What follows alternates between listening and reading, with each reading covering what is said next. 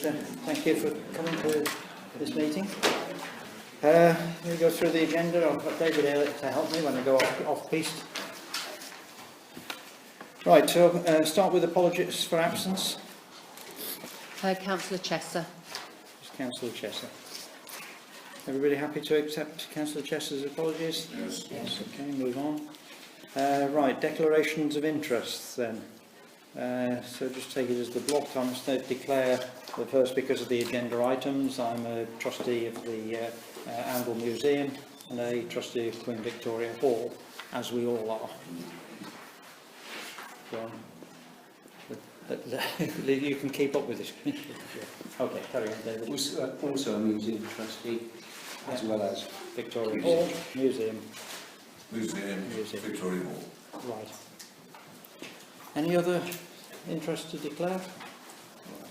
Thank you. I'll do the taping of everything. So, yeah. Right, so next one we've got public participation, maximum of 15 minutes between all of you. Minutes. Thank you. you still had to keep Oh, yeah, you did. They were all those inset. Right.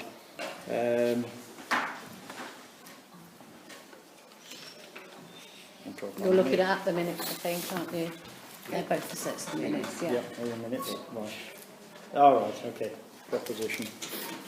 Yeah, I'm looking at last month's minutes. Yeah. They're the ones for you to sign. Okay, so the proposition is to approve the minutes. Has everybody had a chance to read the minutes?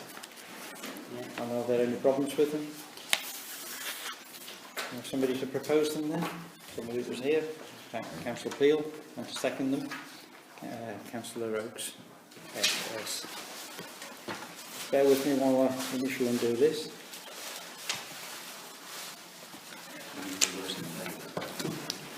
All those Thank in you. favour. We can have a vote on that while I'm signing them. Yes. All those in favour? Says aye. And me.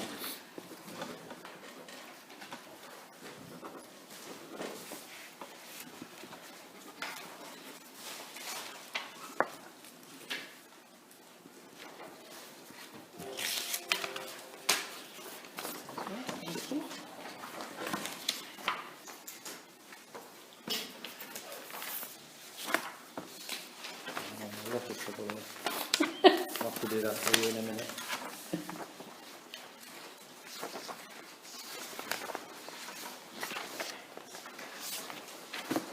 Right, so public participation then. Yes, just give me this one. minutes to There's another set of minutes. another set of minutes. Okay then. So the minutes of August the 6th, that's why I've got two sets of minutes in front of me. You propose it from Councillor Glenn and seconded. Councillor Humphreys. All those in favour? Thank you.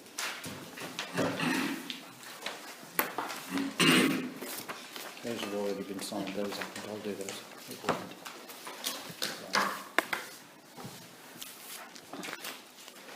Right, so on public participation then, the first one we've got in here is the cricket club reference your grant. Thank you, Norm. Justin Jeffrey from Cricket Club. I'm very happy to sort of represent the club that goes on any questions regarding that in general. And he's Alan Welsh, and he can answer any questions about technical aspects of the grant of the machinery that we applied for the Community Fund for. My understanding is this was considered at the finance meeting, and it was going to be discussed at one that got sort of council said we're here. And there were some questions that arose.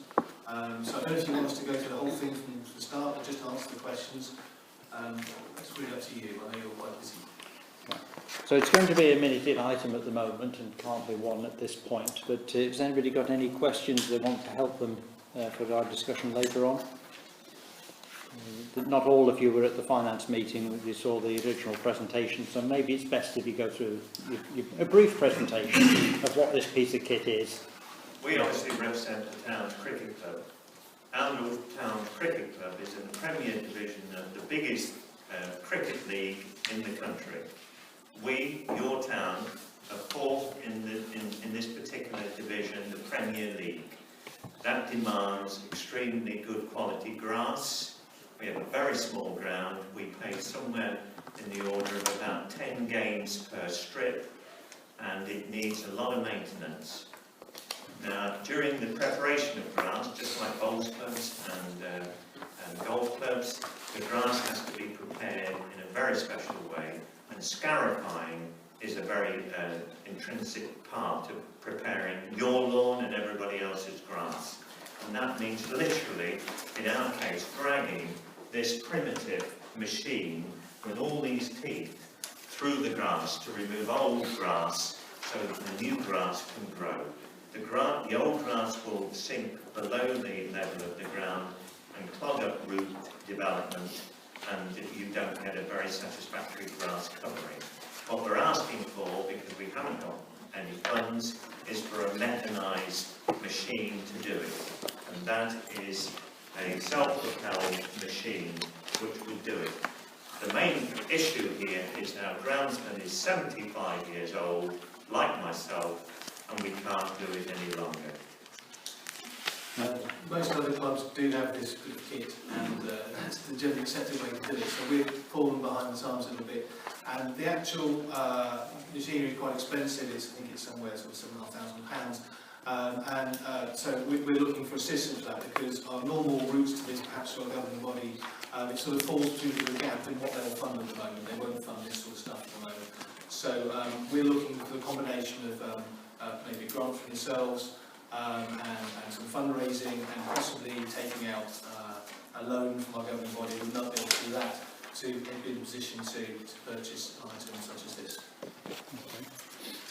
I think there were some questions along the lines of, I understood that the answer to the last finance meeting were, can you not hire one of these, was one of the questions that I think was put out, And you can. You can, but the point is £200 a day, and from somewhere, a locality like Melbourne Mowbray, you've got to convey it there, and one day is no good to us. I think we use it 2 or 3 times a week. I think that was some people thought that it's just a sort of renovation to do at the end of the year. Those know about cricket, that's a massive renovation, we rip up the whole square. But it's not that, it's actually the day-to-day, week-to-week preparation of the kit, so hiring one would not be possible. Or economic. So I think that was one of the main questions. I think people had a slight question about whether we can't decide on this or put forward a view until we sort of answer the question. It's one of the main ones, I think. Yeah. Are there any other questions then? Well, another the other question that was raised there was the concept of getting into a loan agreement with Amble School. So Amble School must have one. We've tried to borrow Amble School's machine. To know about it. And obviously they're preparing far more wickets than we are, so the opportunity of practically ever getting our hands on it would be nil. We have a check history around the school in terms of the ground. It's actually their ground. We rented on a licence agreement from them. They actually help us with the end of season renovations, and so they use their kit to do that major piece, which includes their fancy scarifiers, but they won't lend us kit on a regular basis for us to use. And insurance is for a number of reasons. So unfortunately, we'd love to borrow theirs once or twice a week, but that's unfortunately not something that we can pursue. You could borrow my hat coat. I should have scanned mine. Here we go. I know nothing about ATCOs. It's a seriously decent piece of law loan equipment, and it has a scanning pipe, which I can attach to it. No, it's a consent. But you can just come and have a look at it, because you can have it for free.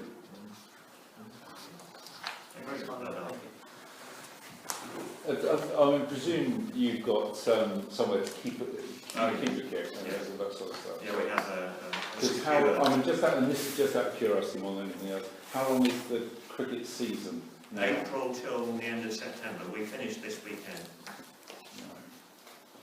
So will it get used after that period? Does it get used every No, week? I mean during the winter we lay them up, we have them maintained, sharpened and so on, oiled, and then we lock them up, padlock them, because as you know there's lots of thefts in this area.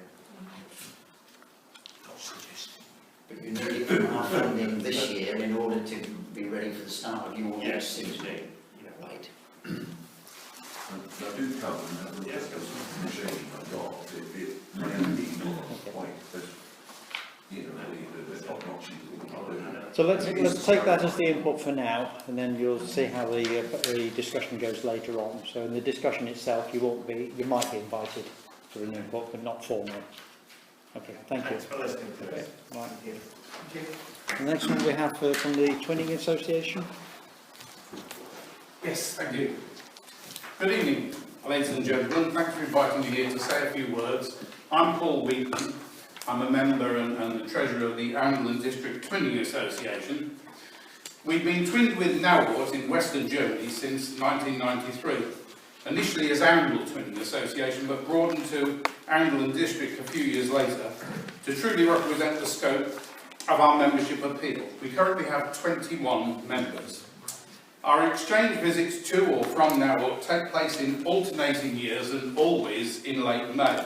This is because Ascension Thursday, as they called it, Himmelfahrt, good evening, is a public holiday in Germany, and they're entitled to take the next day as a holiday also, hence the Thursday to Sunday visits. When we visit Nauwort, our members always cover their own travel costs. We're hosted by our German friends in their homes. When Nauwort visit us, our members cover all of the hosting costs. We also cover the cost of our own admission to any venues visited. We're fortunate that Nauwort are subsidised by their local authority and can afford to visit us by coach, travelling overnight from Wednesday to arrive in Angle on Thursday morning. We are then able to use their coach as our means of transport to facilitate the Friday visit to a venue of special interest. Last year, we took them to Warwick Castle, which at that time was featuring a special event covering its history, including a jousting tournament, archery and other events. Other recent visits have included Walsingham, Sandringham, Elton Hall and Chatsworth House. Our farewell dinner on the Saturday evening is catered and paid for by our members and is held in the Queen Victoria Hall. Whether we are visiting Nauwort or hosting a visit by them to Angle, our members always use the occasion to promote Angle and District to our guests and urge them to spread the word amongst their own local communities. We receive no other funding, and the requested grant will help to fund the educational excursion that we provide for our guests. Perfect. Any questions? Any questions? We'll cover it in the minutes later on. How does that benefit the other 6,000 people who live now? Well, of course, our membership is open to anybody, young or old. We do make an appeal. Being practical and honest, it has its limitations because of time, work, schooling and other factors. But we've got a good bed of membership who work very hard to not only promote but sustain this relationship with our friends in Germany. It's been going on 26 plus years now. It was started initially by Barry Clarkock in the late 80s. The original initiative took place and it has flourished, and we always get a good welcome over there and they get a similarly good welcome here. And we like to promote the fact that we have this European connection, whether or not Brexit takes place. It will continue, and we think we're working on behalf of Anglian District to promote ourselves, and hopefully the word spreads through our friends over there to their friends and relatives and engenders other visits to this area. Okay, thank you. Then we'll pick it later on. Yep. And then the next is the Angle Festival of Music and Drama. I did prepare some slides, but I sent them to Emma, and I understand she's on holiday, so you can't see them. Anyway, you can get theatrical with us first now, one, can't you? thank you very much for your grant last year, and thank you to the Mayor for providing the Angle Town Council prizes. Unfortunately, our grant application is a bit late this year, so I've already publicised the fact that you're giving us some prizes next year. Hope you do otherwise. Page 3, this is going to be it. Anyway, I believe the Treasurer has asked for about, I can't remember, is it 400 or 500? 500. Which you can't be here. We'd like to use, if you give us the money in full, for some promotional work in Oundle with some more banners. As you know from the information that I produced at the town meeting, at the festival, last year we had 1,562 performers approximately who came to Oundle for the festival. Lots of choirs from as far from the south of the country up to Lincolnshire, out into Warwickshire. Unfortunately, no choirs from Oundle. We haven't had any local choirs enter for a long time. We also have we had 20 state schools enter this year. This is something that other festivals would be keen to follow up. They wonder how we can get how we are keeping our state schools coming to our festival when they only tend to have private schools entering theirs, and it's because we actually fix it so it's in state schools term time. What we're lacking at the moment is probably, we don't have any problem getting people from outside. We'd like to promote it more again to the local population. When all the Oundle groups were taking part, there was a ready-made Oundle audience. Now there's not quite such a ready-made Oundle audience to make this performance opportunity for our competitors a really great occasion. They're coming from a long way only to bring a few people with them. So we're thinking of, more banners going up and things like that. We'd like to explore that if we have the money. Thank you. Anybody got any questions? The council are we're advertising in the Oracle that they're available from the council here. All right. Okay. Any questions from the councillors? No. So the last one, the amateur theatrical group. Didn't prepare a speech because I thought it was just questions, but basically I just took over as treasurer, and OATS has been going on for the last 30 years. We do heavily rely on community support and basically any opportunities we have to apply for grants or sponsorships. Since taking over and looking at everything, it seems that we don't receive a lot of sponsorships anymore. So again, really relying on the community to help as much as possible. That's kind of really how we continue to keep OATS running. So for this year, I applied for the grant. I know that there is a cap on how much can be given, but it is going to be going towards our lighting and sound, which is one of our higher price things that we need, which is £1,800 to be able to obviously have proper lighting and sound so people can see us on stage. But yeah, that's really all I have. Don't know if anybody has any questions about that. So I read the application. Just a question from me then, in terms of the venues that you perform at and you use. There's no lighting and sound provided at those venues? So with the Queen Victoria Hall, I believe it's, well, with sound, we have to be able to get proper miking and everything for the band as well. Yeah. And then somebody running the lights, I don't know, I'll be completely honest, I don't know if there's already lighting. Yeah, I don't know what the lighting situation is, I'll be completely honest, I don't do a lot of the tech stuff in Queen Victoria Hall, but I do know that last year we hired somebody that was a lot more expensive, and we were able to work with somebody who was willing to cut costs and help us this year, which has been great. But again, that's pretty much one of our higher items, to be able to pay for everything else we kind of pull and scrape and borrow and ask to be able to kind of keep continuing with what we've got. Okay. Just one question. How were the ticket sales last year for the pantomime thing? Ticket sales were great. We had a lot of sold out shows, but again, thinking of everything that costs for our performances, we usually cut even or fall below, which is really unfortunate. I know last year we got a grant which helped us break a little bit over.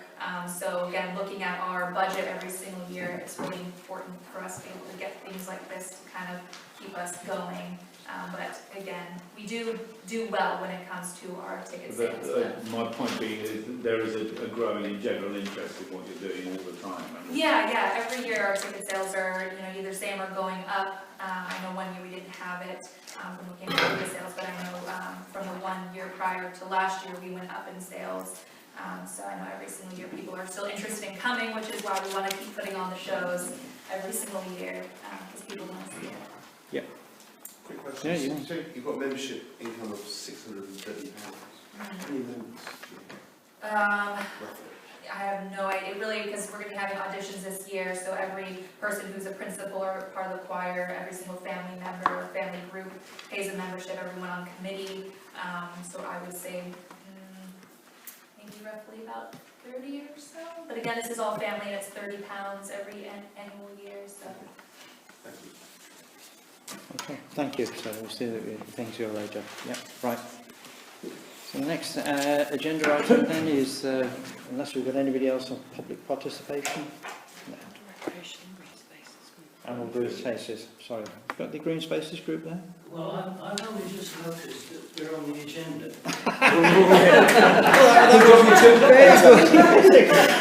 I'm Tony Boyle, I'm the treasurer of the Outdoor Recreation Green Spaces Group. Andy Jeevons might have come along and said something, but he's not here. I've come along because there are a few things I'm interested in. I think I can say that we're very pleased that the council is taking the lead and fully supportive. The group is willing and able to support the council in its efforts to secure Fletton Field for the community. I don't think there's much else to say. We also have support from Hamden School, from East Northampton Council and also our county councillor. Tony, could you just remind me, because it's relevant a bit later on, how much Oundle School have promised towards the field?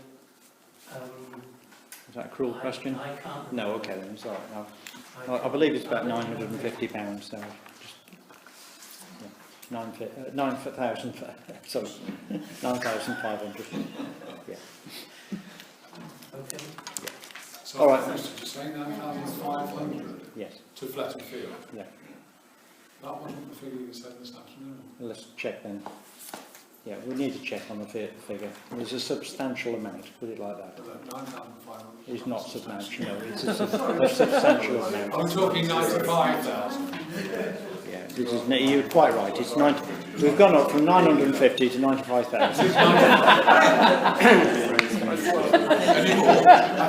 think it is 95,000. It is. Well, I think Tony, just remind us all, but I mean, there was a crowdfunding exercise that took place which raised a substantial promise. It raised about 80% of the target. Yeah, and that has expired because Yes. basically the county council haven't made any decisions. Yes. Yeah. So I guess if and when the opportunity comes up again after this latest consultation, is there any plans to relaunch a crowdfunding? We're anticipating that there will be, but no efforts have been made to start that up yet. Yeah.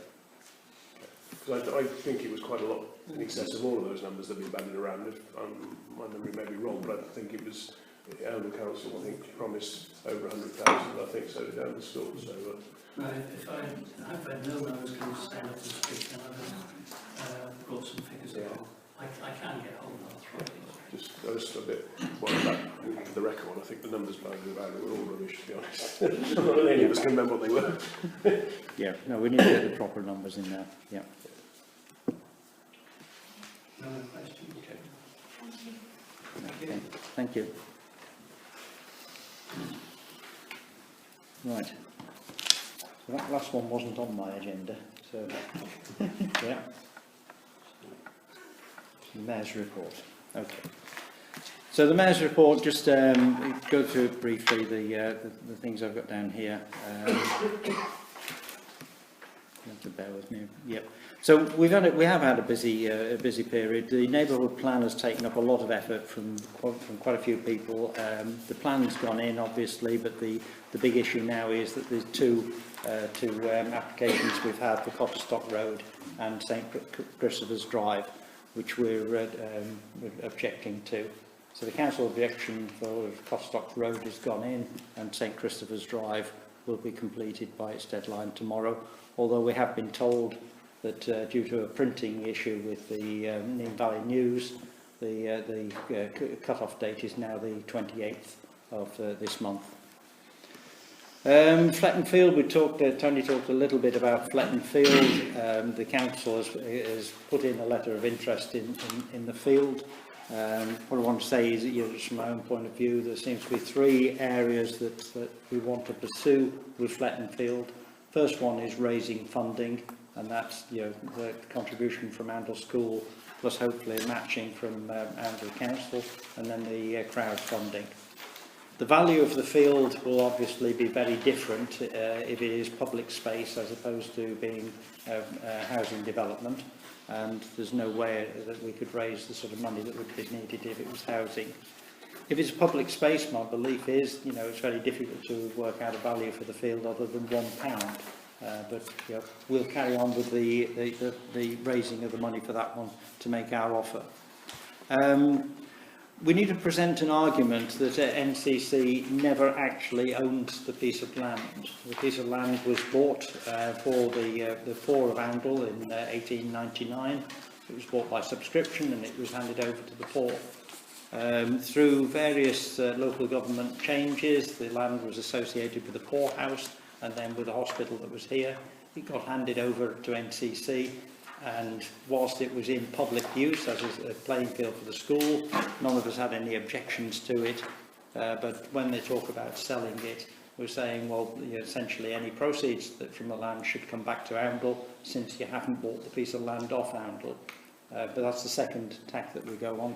And the third one is one that really says that because they know that the unitary authority is now agreed, and this will become the district of Northamptonshire, the piece of land should not be sold until the new authority is in place, i.e. anything raised from it, if you don't get clause 2 through, anything raised from it should stay within Northamptonshire.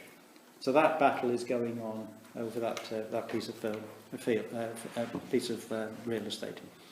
Transition Oundle, great progress there. Attended one of their meetings this week, and the real thing for me was the work with the Oundle Waste Less group are doing. So we know that we've got the refill shop going on. We know that we've got the water refilling station around the patch, and the repair cafe is up and running. So those are making a real contribution to us now. Cycle parking, you've all seen that we've got the cycle parking going up around the town, and there's been some dramatic improvements, in particularly that one opposite the Greedy Piglet is well used, and I'm now getting in the habit of using the one this side here, so I can actually get in the room a couple of minutes earlier. Northbridge is a real embarrassment. You know, there's nothing you can say about it. They can continue to miss dates. 12th of September was the date that we were promised for clarification over the planning permission on it, and we've had nothing back from them. The best date they've got at the moment is to finish in Easter, but you know, we might have to delay Easter.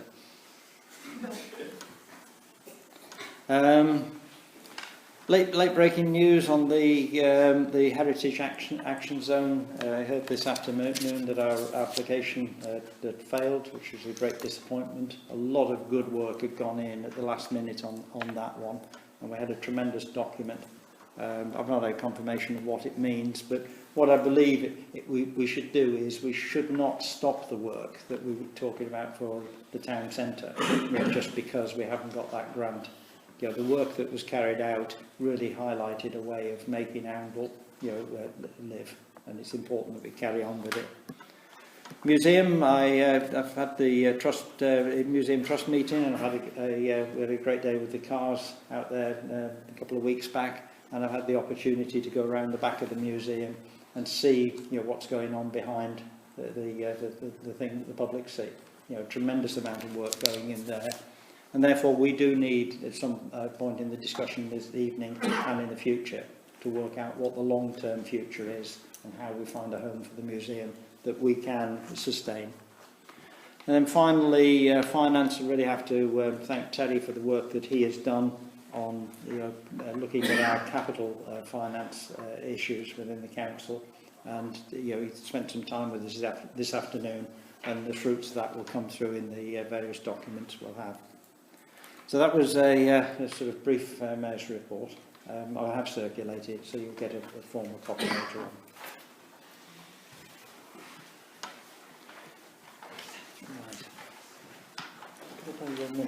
Right. What's next? Right. So, right. Rupert, District Councillor's report. Thank you. Thank you, Mr. Mayor. All right. First and foremost, I can confirm that councillors Bowles, Stern and myself objected in very strong and clear terms to the outline planning applications for the erection of 130 dwellings, etc.,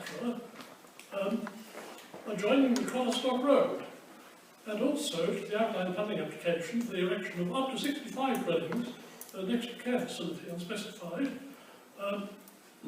adjoining Christmas Drive. So, our objections went in on time, and I think that they're bound to be taken seriously by Planning Management Committee and considers it, because we work carefully on these. Next, some more general features, looking ahead.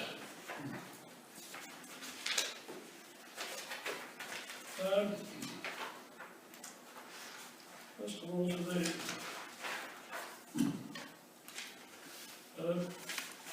Chancellor's recent autumn statement of the government spending round 2019-20.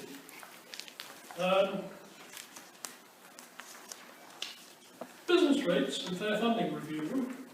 The Royal Government's business rate baseline funding levels will increase in line with inflation.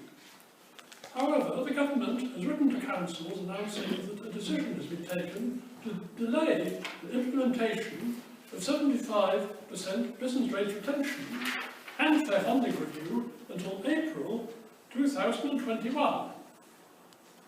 This is an angle, of course, that we at East Northants Council and also our associates in Corby, Kettering and Wellingborough are keeping an anxious eye on as part of the ongoing work to transforming us here into North Northamptonshire Unitary. I can report as a member of East Northants Council's Transformation Committee that work is going ahead in a very workmanlike and workmanlike manner. So all that's necessary really is for central government to find the time in the House of Commons and Lords timetables to simply put the necessary secondary legislation through. And frankly, that only needs an evening in each house. So we think the Chief will be sympathetic to that. That is all I have to say this evening. All right, thank you very much, Rupert. Cheers. Okay, so now on to the grants. So the first one was the grant for the cricket club.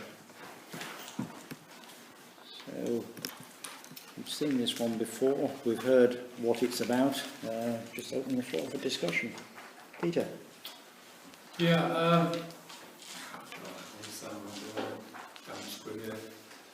On all four of these grants, the council can't afford them.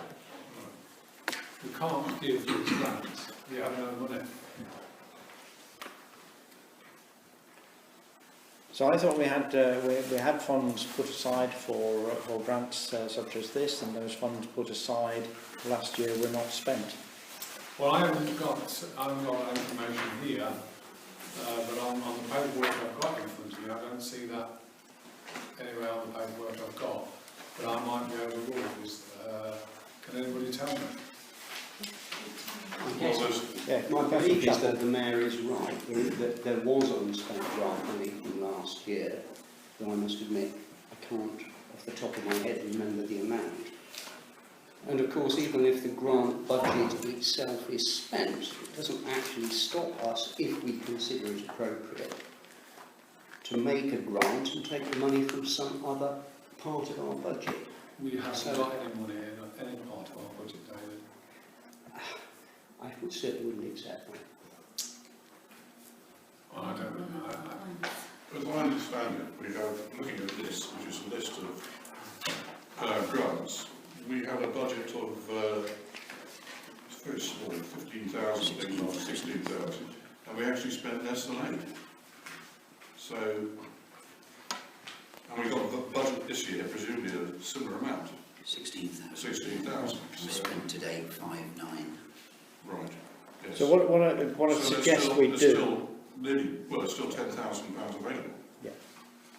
To that expenditure head. Sorry? To that expenditure head without going elsewhere. Yeah. So what I think we should do is have the discussion on the basis of those numbers. Right. Yeah, with the proviso that if the funding is not there, then we need to bring it back to the council. Joe. I was just going to ask about timings. I think we normally consider grant requests a little bit earlier in the year, so are we right in, am I right in assuming that these 4 are all that we're now expecting to see between now and the end of the financial year, or are we expecting to see others come out of the woodwork? I think the position now is that people are invited to put applications in at any point, and they will be considered at the next Finance and General Purposes meeting after that. These have come forward because there wasn't a Finance and General Purposes meeting at which they could be considered. So that the one that should have taken place had to be abandoned on the basis it couldn't be quorated, as I recall. Bearing in mind we're coming to the end of the cricket season, will this go in this season, this financial year, or next financial year, this expenditure? That was what I was wondering, in the sense that if we deferred a decision on this to later in the year, we would be better placed to see how much money we do or don't have available to us. And it doesn't appear as if it will make any difference to the cricket club, because if I've understood their presentation correctly, they've just completed their season and they wouldn't be using this equipment effectively until the start of the next season, which would be more or less at about the time that our next financial year starts. So we could look perhaps in early 2020 at the matter again without probably causing them any difficulty other than the fact that they won't know for sure what's going to happen. But we might be able to give an indication as to whether in principle we're happy with it or not. It might also give us the opportunity to give 2 grants, one this year and one next year. Yes. But actually falling in time, at around the time when the equipment's needed. Okay. So you're suggesting we take the money out of two budgets? Well, it's a big chunk, isn't it? If we were to give the full grant in 1 year, it would be a significant proportion of the grant funding available. Okay. If we felt it was appropriate, we could spread it over 2 years. Can we ask, in that case, can we do it in April next year? Yes, of course. Obviously, one would need to lay one's hands on the equipment. Yeah. To suddenly acquire it in April might be a But bit if time. you reserved it and you knew you were going to get the money in it Yes. next year, would that cause you a problem? No, I don't think As so. long as we knew that there's a pretty clear understanding that we will get the money, then we could go and get the other bits together. If we left that bit till April, it would be cool, but as you say, to actually receive the money then, that would be pretty good time. Okay. So that we're looking at in. So just I know there's got more questions, but just get clarification on that then, Jerry. If we, for example, had a meeting in February and took the decision there, you would. It was a suggestion rather than a proposal, but it was obviously exploring what's practical. Yeah. So what that would mean is February. Yes, sorry, Councillor Sparks. What I was going to suggest was that perhaps it's a sizable sum of money. We need to make a special provision, I think, in the budget. It needs to be a special noted item in the grants, so that probably we could agree to do that now at this meeting, agree that a sum of 4,500 is provided in the budget, in the grants budget, specifically for this purpose, in next year's money, beginning April. Yeah. Okay. Well, get the idea.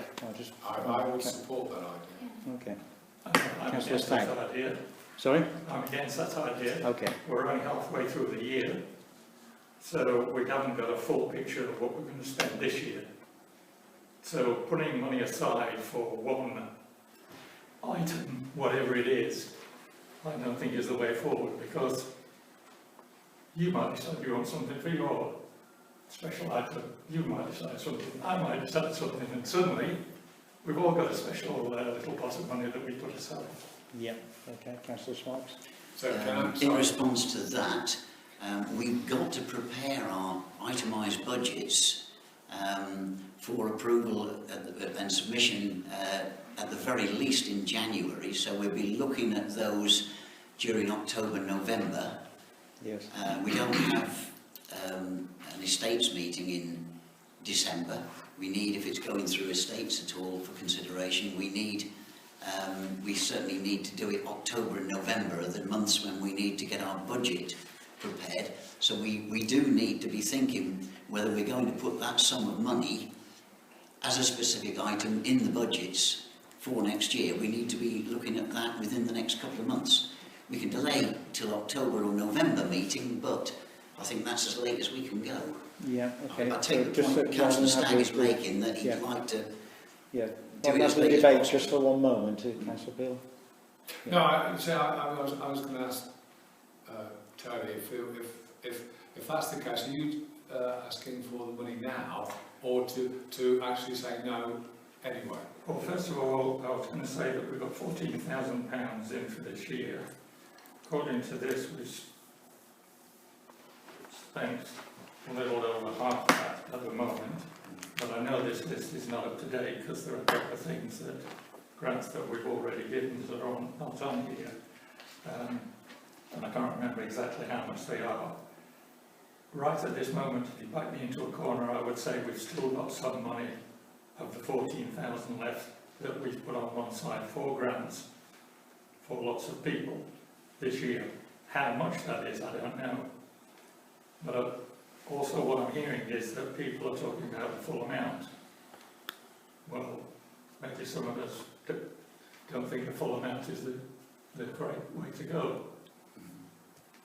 Can I, excuse the silence, Mayor, if I may. When I say some of us, I haven't made a decision yet. I know, I understand that. Generic. I understand that. Can I just go back from that a minute and look to go to the smaller amounts and then look at the bigger amount altogether to see if we think we might have enough to help with the smaller ones, and then a proportion of the large one if you think we have enough money from that £14,000 left, because as you say, we're not 100% certain of how much we've got, and I think that worries me. I don't want to sort of say that we can do this and then find out we can't.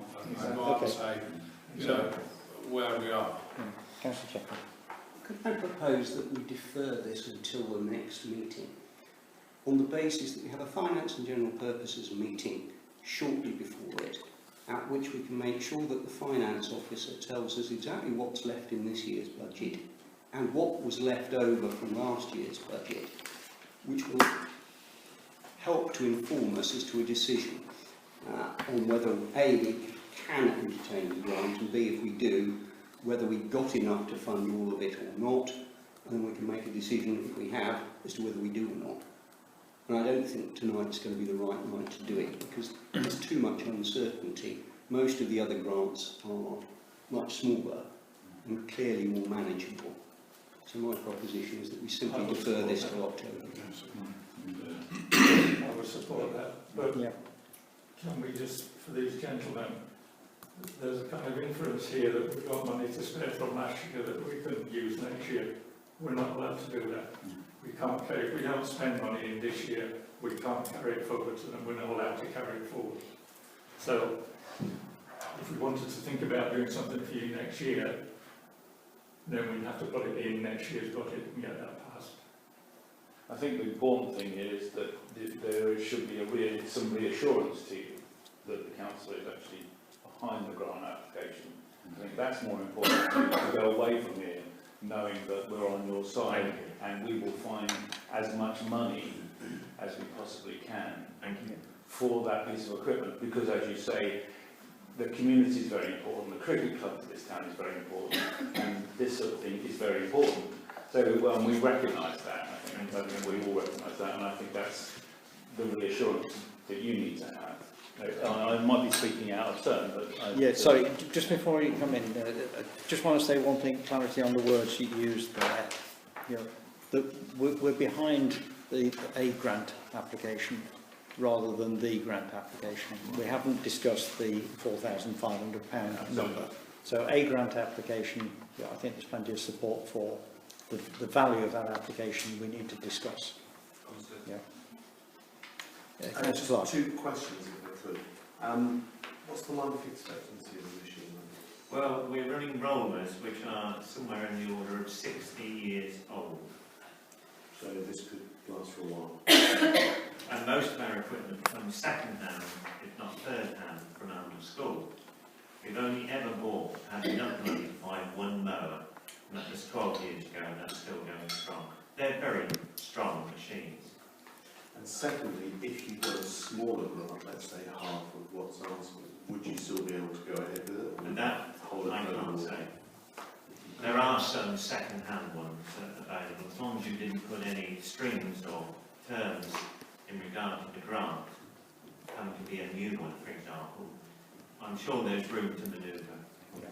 Yeah, I think the only strings you might get with the grant is it must be used for what we said it was going to be used for.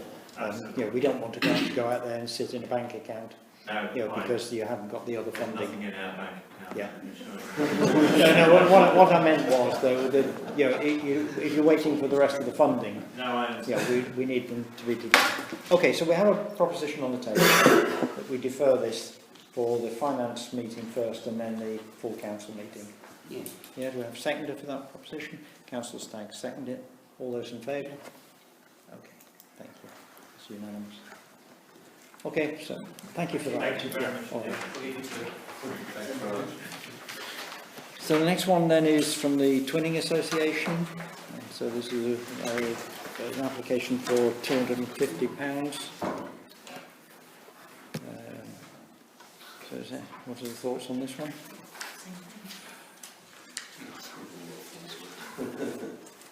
Yes, so we'll start with Peter. I'll go around that way. Oh, Peter? sorry, Malcolm. Do you want to go first? Well, my only question is, what's the Twinning Association done for us? Well, I was actually going to say the same thing. I was also going to say that we can't afford it.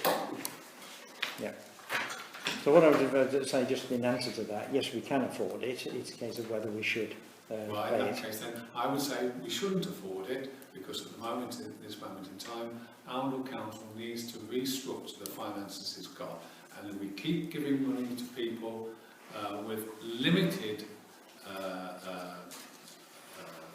scope for expansion of their membership into the residents of Arundel, I think it's the wrong thing to do. And, Okay. and I would say that £500 could be used elsewhere. Right. Just 1 minute now, we'll do David just first. Okay. Councillor Chapman. Well, I was actually going to propose that we should do it. It's a modest sum, and it's a way of pump priming. Because if we publicise the fact that we've given a grant to this organisation, we give this organisation some form of a voice, which could include at our annual town meeting. The hope is that, in fact, it will be able to expand further out into the community.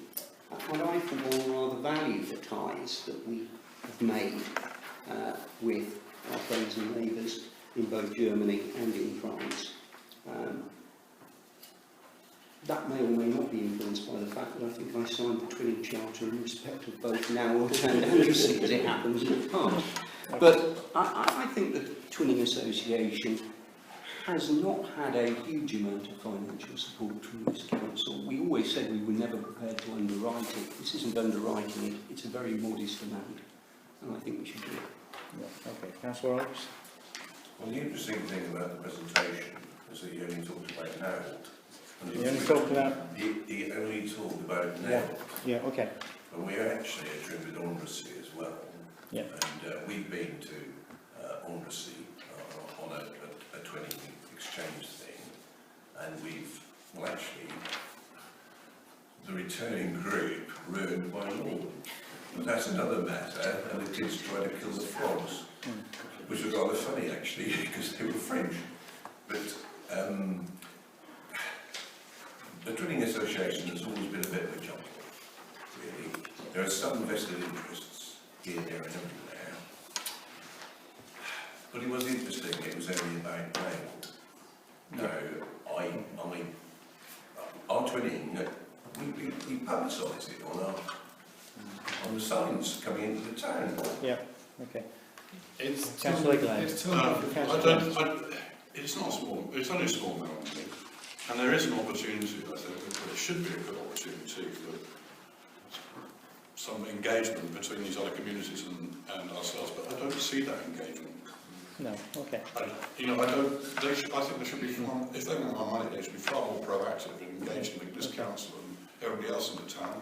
Councillor I mean, I'm inclined to agree with Councillor Chappell, really.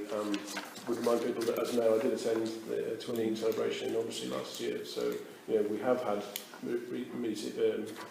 engagement with them within the last 12 months. And it is a small amount of money. I do tend to agree with the sentiment that it is for the benefit of a very small number of people who have a limited number of relationships with individuals in each of those twin towns. But maybe this is an opportunity for us to say, well, yes, we will give you the grant, but it's conditional upon, or any further grants will be conditional upon you making a real effort to engage with the community, to promote the Learning Association, and to try and engage a wider set of stakeholders. Because if you don't, next time we come back round, we won't. We've got to be so inclined to make a grant. All right, thank you. Councillor Stagg. I support that, but the other way around. I'd like to see what they're going to do to get the next grant, because that gentleman, I'm not sure it was that gentleman or another gentleman spoke at our last meeting, and on neither occasion did he convince me that this was for the good of the majority of people in Arundel. I think, right. Councillor Oakes. A number of years ago, I would say, and I'm sure Councillor Chappell would agree, we had a very strong relationship with the Twinning Association, and it was great. And we hosted the families, and I think that was partly down to Councillor Chris Elliott, who formed that relationship. I think where we're at fault is that no one here, you know, correct me if I'm wrong, we've not pursued as a councillor that relationship. I'm quite happy to take that on, because I have a big interest in the Twinning Association. Okay, well that sounds like what we actually need to put this to a vote. And I think if the proposal is, you know, and I'll make the proposal, but the proposal is that we do make this grant of £250 on this occasion, conditional on future grants being supported by more involvement in the town. Yeah. Can I just add to Liza? Should we see the way the gentleman said, we don't think quite well. But he did only say there were 21 members. There's 6,000 people in Arundel, and he's got 21 members. Now, I know the fee is only £250, but I would say that if we're going to give this £250, he's got to show at least doubling of that membership, or even tripling of the membership of the Twinning Association. Because, you know, it's great there's 21 people, but what about the other 6,000 people? Yeah, okay. So what I'd like to do, Pete, is just to cut it short, because we have a long agenda, is really say that it's conditional on them coming with a proposal for future grants on what we're going to do for the town. And that might not just be about membership, but it might be about making presentations and talks at the schools. It might be engaging other people. It might be going to the old people's homes and talking to them. So I won't put it conditional on membership, but it's conditional on involvement. Shouldn't we get what they're going to do, Councillor Stagg says first, and then give them the money? No, I don't want another debate here. I think for this year, it's a small sum of money. You know, if we can just go with the 250, but for following years, we want more from them. Yeah. So I'll put that to the vote, and then leave it. You know, hope we've got enough people to carry it through. So that's the proposal. You've got a seconder for that? Yes, so Councillor Humphreys, and all those in favour. So we've got 2, 4, 6 in favour, and all those against. So we've got 5 against. Right, so it's carried. So I do understand the feelings on that one. I understand why, but we will carry on talking for too long on this subject. Okay, so the next one then is the one from the Festival of Musical and Drama. And again, it's a relatively small amount for what these people do. It's £500. As I remember, it was £100 for prizes and £400 for promotion. Open to discussion. Well, again, I'm sorry to say, we can't afford it. However, this and the next one are the only two applications tonight that actually deal with the whole of Oundle. Yes. Yes. These are the only real two that we can actually put our hand on our heart and say Oundle benefits from the activities that these two groups do, this one in particular. So I know we haven't got the money, and if I have to put it, I'll put the money up myself. But this has got to go through. Take a note of that, make sure it's minuted. I don't know. I will send you a bloody check. Thank you, Peter. It's not Yeah. 500 quid. The thing is that we've got to be seen within as being a contributor to this festival. Yeah. That's an absolute gift. All right. Then. Well, just bear in time. Are we okay to go to a vote of Councillor Sparks? This is one of our flagship societies. So, yeah, we'll the town. We'll do the Kettering, I mean, there are very few of these festivals left. Yep. We've still got ours. It's very strong. It's well supported by people as far away as North Lincolnshire and all over the place, coming along with choirs and speak and so we've got a proposal that there's somebody proposing that we accept this application? I'm proposing it. Right, and Councillor Peel has seconded it, unless he wanted to talk. All those in favour? Right, that was quite simple. All those against? Just neutral. Right, okay. Right, so then the Amateur Theatrical Society, they wanted £1,800 for lights and sound system. I find that a bit strange actually, because when we revenerated the Cambridge, yes. I was actually personally involved in putting in lots of stuff for the lighting and the audio. So this thing defeats me a bit. I don't know whether they're just not making use of what is already there. The answer is I don't know. No, okay. Councillor Chaplin? My recollection is that what was put in was the infrastructure for lighting to be affixed to, rather than the lighting itself, and that the lighting has traditionally been hired in. And in a sense, that has been an ongoing thing. And whatever one thinks of it, Oates is very much part of the cultural life of this town, and it probably wouldn't be capable of functioning unless we put money into it. And whether we should be putting in quite as much as they ask for is another matter, but I would certainly support making funds available. I think if there's any question mark over whether we can afford it or not, then I'd be inclined to say in relation to this one, as I said in relation to the first one, let's defer it until after the F&GP meeting and look at just what we've got. Their next performance isn't until later in the year. A delay of a few weeks isn't going to make any difference. No, okay. Councillor Peel? Well, you know what I'm going to say, we can't afford it. We haven't got the money. But I would say this, and David's dead right actually, we did actually have the improvement at the QVH, and we actually put it up for safety reasons. I don't know if you remember, we had this whole problem about the scaffolding and things like that, the lighting equipment, and where the runs were not safe. So we had to do that. So we know they're there, but the lights may not be, because the lights were supposed to be provided by the people that actually use the theatre. So I can see where David's coming from. I think this again is a really important part of Oundle, and it is a shame that we're at a stage in the town council's finances that these sort of things we have to question now. We shouldn't really have to question them, but we have to question them because of the strict monetary problems we have. Yes. And the monetary situation will only get worse. So I would say, as David says, we should give them a good grant, but not necessarily the £1,800 they're asking. Well, I think what David was saying is defer the whole conversation to the next fair finance meeting. Well, I think that's a fair option. It's okay. Councillor Oates. Well, the thing is, originally, the work was done with a gentleman who's sadly passed away now. His name was Dick. To do with Gilbert and Sullivan.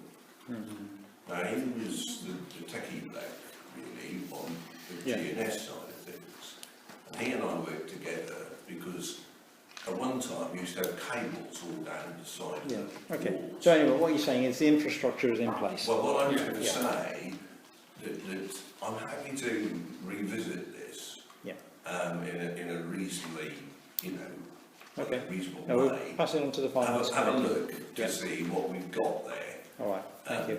That's it, right? Yeah, so Councillor Hutton.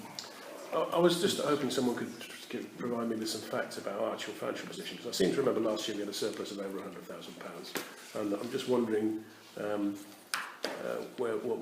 I can find the numbers for year to date. But I mean, I keep hearing from Council we don't have any money. Actually, we underspent our budget significantly last year, and as far as I'm aware, we're on target to do the same again.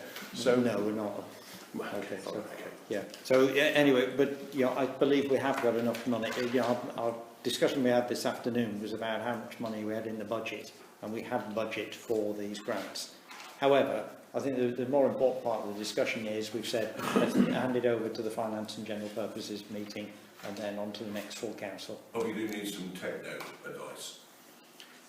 Yeah. Well, I'm trusting that they're doing their homework in that this is the sort of money they need. Okay. Right, so are we happy to defer this? Do we need to take a vote on it? Right, I propose we defer it. Seconder, Councillor Stagg. All those in favour? Right, it's deferred. Thank you. Right, town matters then, to receive an update on Fletton Field. We've seen the letter that we back on our interest in the field.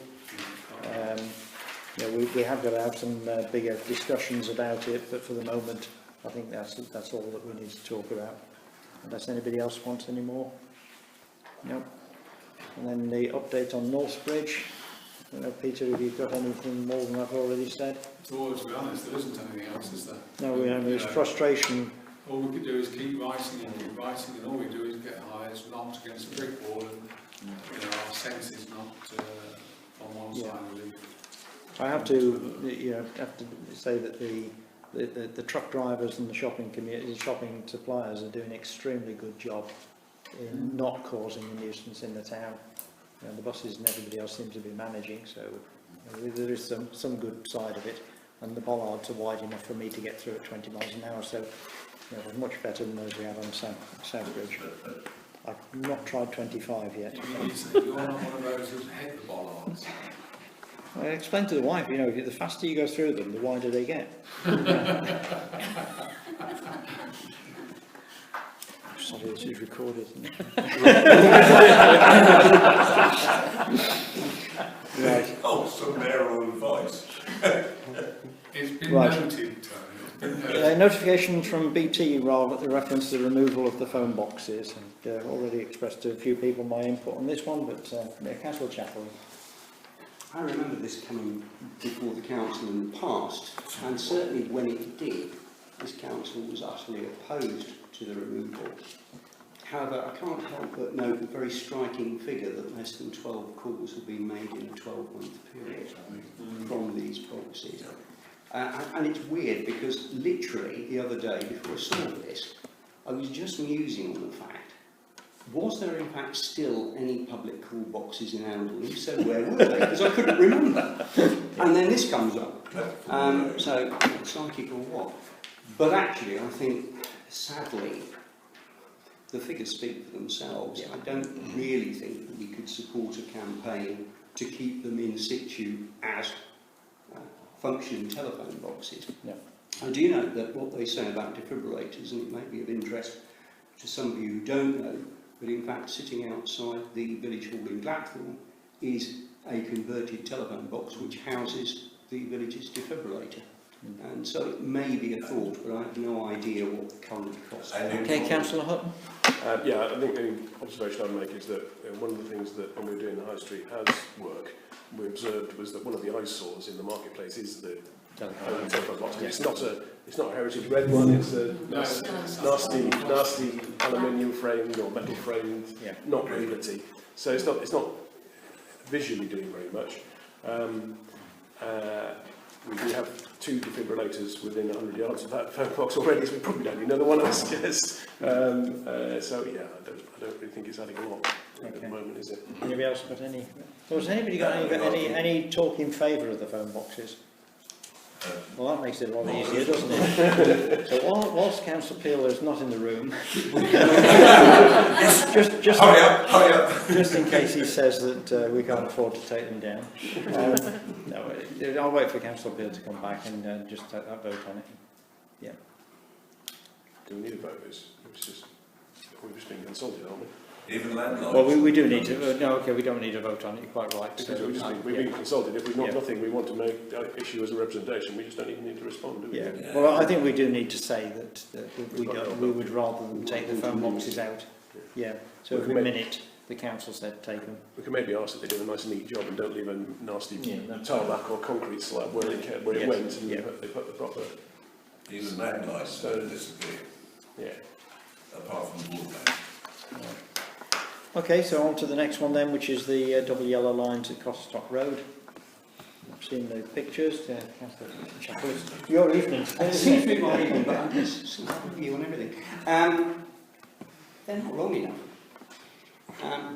Actually, if you look at where they are proposing to end them, one of them seems to be halfway across the Line Avenue junction, rather than extending so that it actually goes beyond the Line Avenue junction further towards Glatthorne Road. So I certainly think it should be a little bit longer. I'm in favour of what they're doing. My only concern is that inevitably it will displace more traffic into Line Avenue, into Bellamy Road and into St Peter's Road. And there are times when certainly coming out of St Peter's Road and into Bellamy Road, with parents parking to pick up and drop off, it can be pretty chaotic. And I suspect that all that will happen is that within 12 months we'll be having a conversation about extending the existing yellow lines in those 2 roads to cope with the problem that inevitably will follow from increasing the lines in Cottescott Road. But I think we have to do it, not least because whilst we have objected to the planning application that's gone in, if in fact any residential development takes place off Cottescott Road, then it's going to be even more essential that parking is restricted in that road. And indeed, if the redevelopment of Pembroke House ever happened and the lines has been applied for by the care home, I think the same thing would apply. So I think, yes, we should be supporting it, but actually I'd be inviting them to extend it just that little bit further along the opposite side of the road so that it goes just beyond the Line Avenue junction. Okay. Any objections? So the only thing that I would like to say is that we had a similar request for Herne Road some time ago, and I asked why it was double and not single, since the problem is in the daytime. You know, single yellow lines would allow residents to park there in the evenings and at night. Just the observation, all the properties on Cottescott Road have adequate drives for off-street parking, and there isn't a problem with on-street parking at night in that stretch of road anyway. So okay. I take your point, but actually I don't think it would apply in that location. Yeah. So I'm not a resident, but it seems to be a thing that a resident could raise as an issue. Yeah, but if we don't need to raise it, then don't. Yeah, Councillor Pearce. I would agree with David. I think we need the double yellow lines on both sides across the top road. Yes. Both sides across the top road. Right. So do we want to modify the map and send it back as a council proposition? I'm suggesting just going. Yes. Yeah. Peter's talking about extending it all down that side as well. Yeah. I agree with Councillor Chappell that they need to be extended to the corner, because turning that corner, that sharp corner left off Glatthorne Road around the corner house is very sharp there. Right. And it needs, there are quite often vehicles parked quite close to that corner, and it's very dangerous. I think if you put them on both sides, you actually end up with a single carriageway road. You would end up with a single carriageway road. There's sometimes Oh, And sorry. I know that people say that that's the thinking behind it is traffic calming, but it's impossible to go down that road. Yeah. At certain times of day. So what, I don't quite understand your argument. You're saying Oh no, if you there's put no it on both argument. sides, It's comment. It's comment. you should put them on both sides. No, just extend the ones that are on this side. Well, no, just like the argument you're saying for making it a single carriageway. If you put them on one side, then people will park on the other side, and it's a single carriageway. If you put them on both sides, then people can't park on either I side. don't think people will obey it. They don't obey them anyway. So it's like. Okay. I think that's the most salient point. They don't. Yeah. So it doesn't matter whether they're double yellows or singles or whatever. During school, the school trip things, they park everywhere around there. Right. Could somebody mark up one of these then as a copy? David, would you be able to just mark it up and give it to Lisa? That's it? Just extending it beyond. Okay. No, I'll now pass this to Lisa. That's our reply. Okay, is everybody happy with that then? No objection. Lovely. Right. Clerk's report.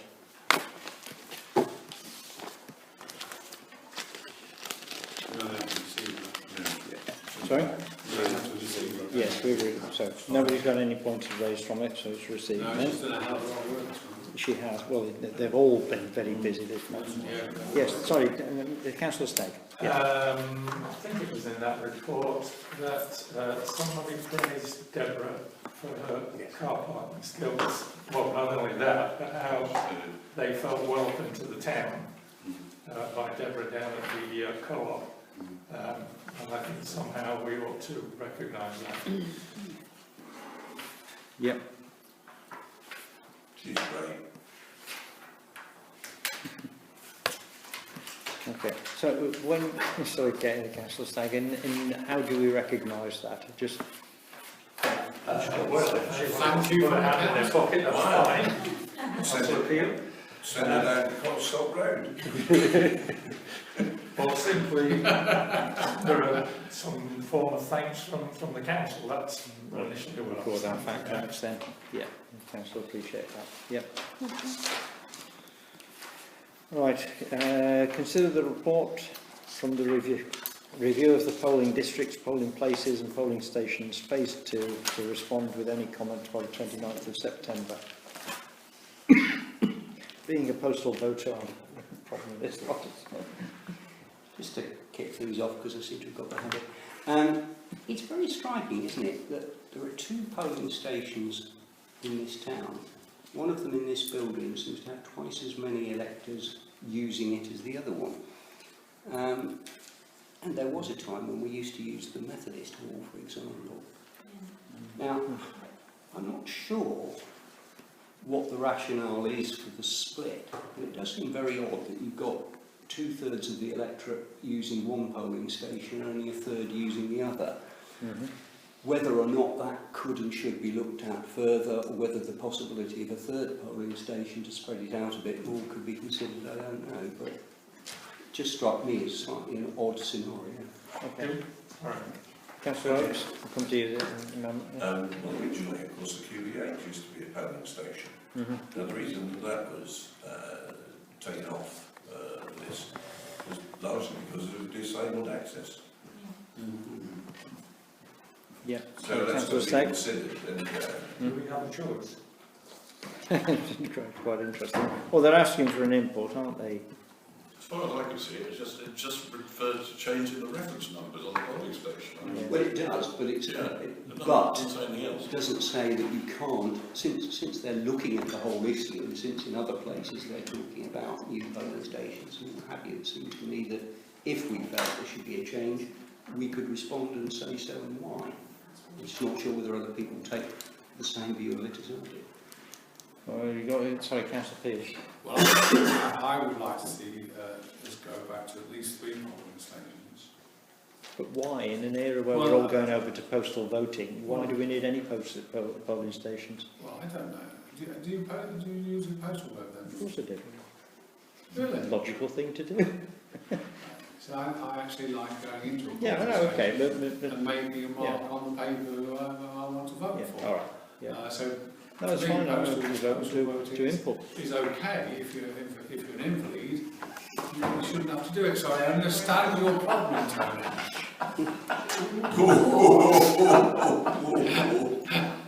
However, I didn't even get it. however, It would be interesting to know how many people actually voted in each of these polling stations, because the number of electors presumably is the number of electors who have a vote that they can cast, which, and I assume it doesn't include postal votes, because like you, Mr Mayor, like use a postal vote as well, much easier. And given that turnout at recent elections have been around 30% or less, you know, we're actually probably only talking about a few hundred people that are going to each of those polling stations. Yeah. So we're not aware of any complaints. We're not aware of any complaints from the electorate on the current system. No. No.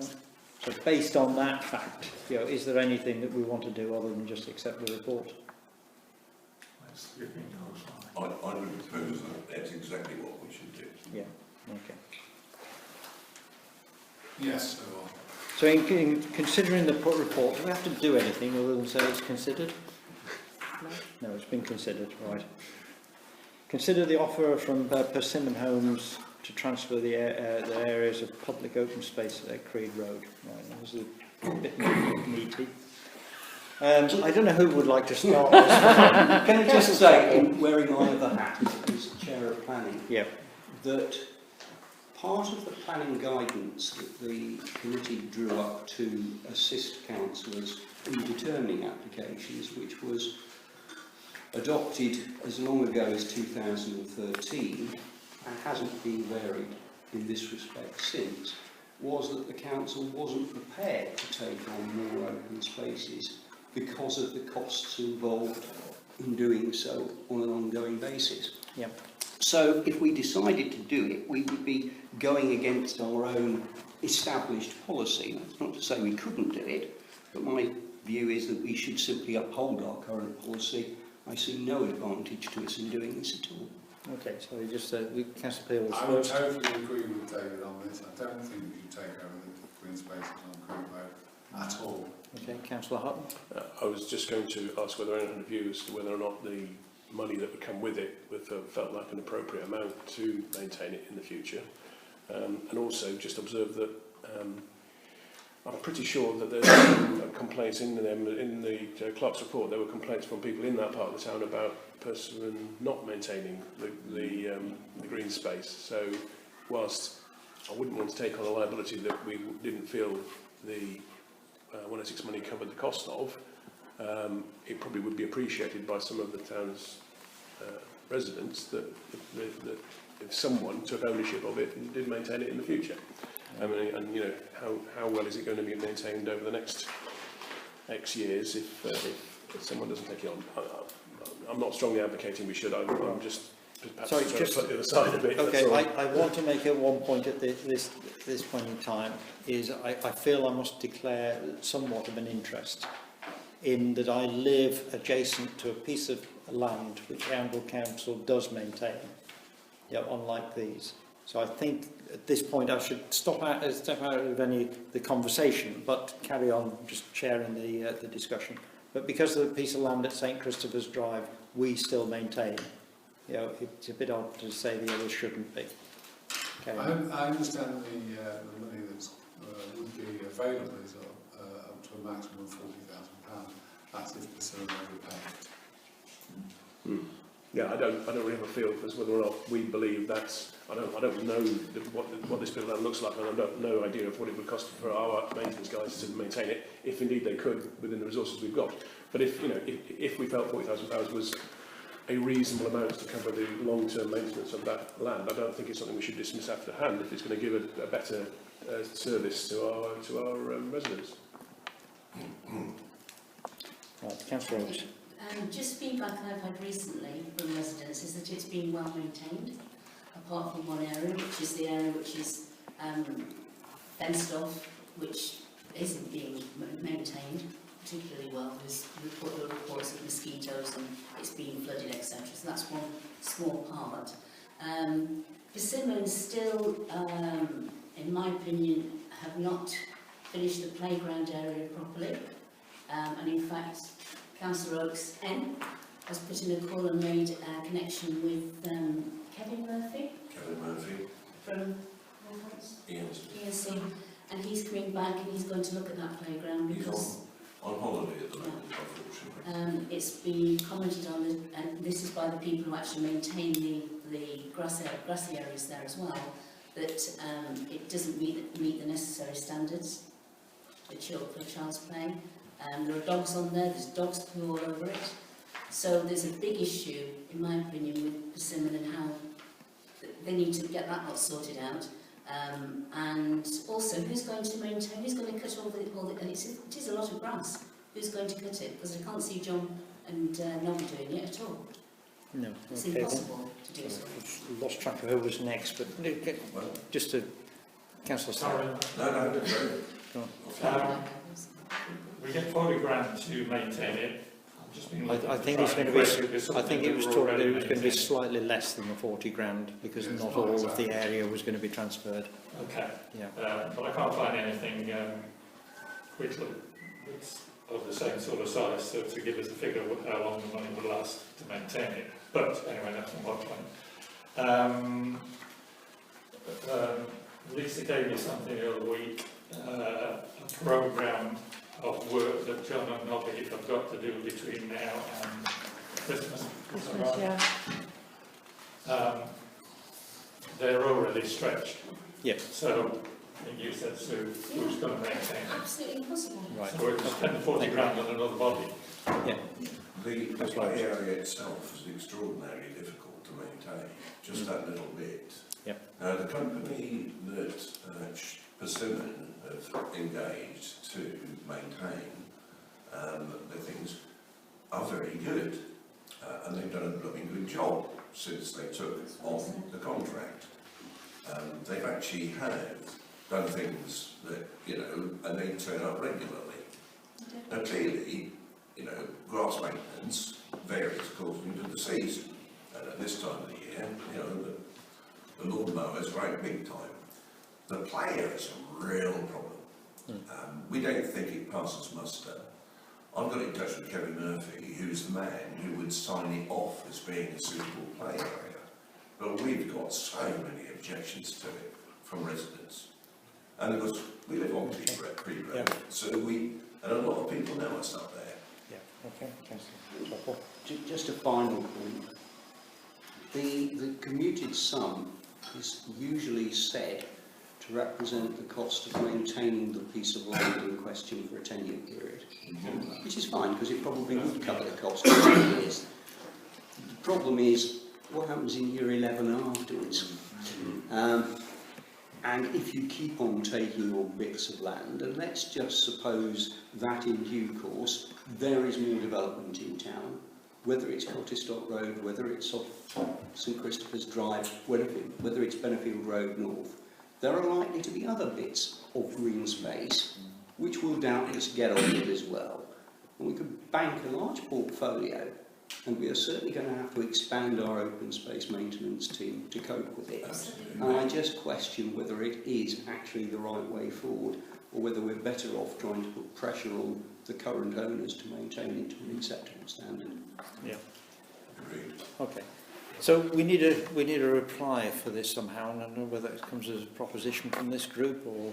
My proposal is that we simply refuse their kind offer, yes, as put by Council. Okay. So the proposal is we refuse their offer. So just before we take it to a vote.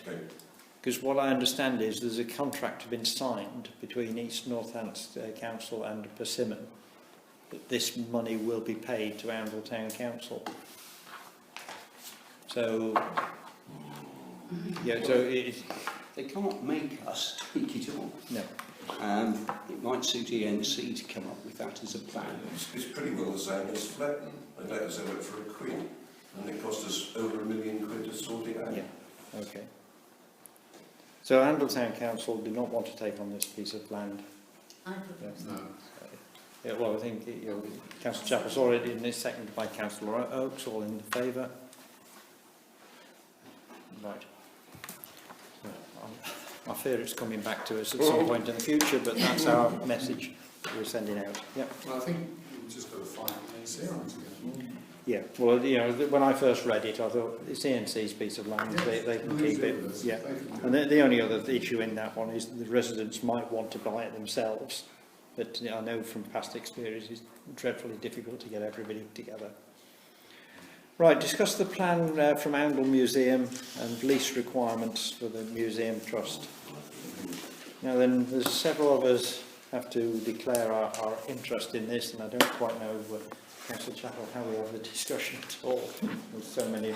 Well, since we're actually appointees, there's nothing, and we have no personal interest in it, there's nothing to stop us either participating in the debate or indeed participating in any vote. But having said that, I think it would be interesting to hear from other councillors their view on the document that's been put forward and the proposal that the museum is given a suitably long lease to enable it to potentially access funding. Okay, discuss. Given that observation, I remember very well a meeting in St Peter's Church.